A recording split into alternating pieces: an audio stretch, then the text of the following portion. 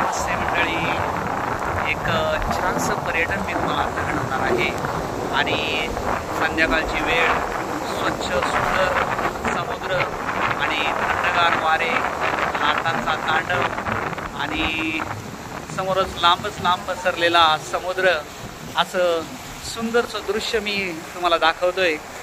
या सुंदर अशा सागरी पर्यटनाचा आनंद घ्यायचा असेल तर तुम्हाला गणपतीपुळ्यापासून अगदी जवळच असलेल्या आरेवारी बीचवरती यावं लागेल। आरेवारी बीचच्या बाजूलाच हा एक छानसा समुद्र आहे, तिथं अगदी सुरक्षितरित्या पर्यटन करता येतं। संध्याकाळची वेळ आहे आणि सूर्यनारायण अस्ताला जातोय, वारा सुटलाय आणि लाटांचं थोडंसं तांडव चालू झालंय। समुद्राला थोडीशी भरती येते, त्यामुळे समुद्र खवळलेला आहे आणि जोरदार लाटांनी खडकांवरती चालू केलेला आहे आणि त्यांचा सुंदरसा असा आवाज आणि समोरच आपण खवळलेला समुद्र पाहतोय।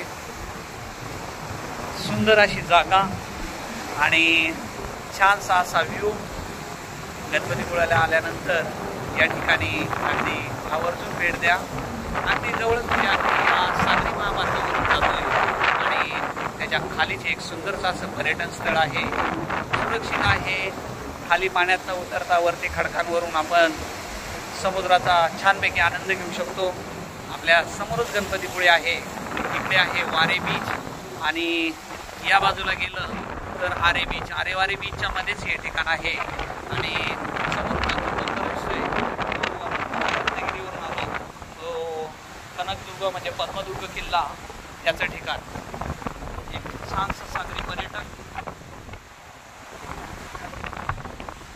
गणपतीपुळ्यापासून अगदी जवळच आहे आणि गर्दीपासून अगदी निवांत एक संध्याकाळ आपली इथं खूप छानशी जाऊ शकते। बाय मंडळी।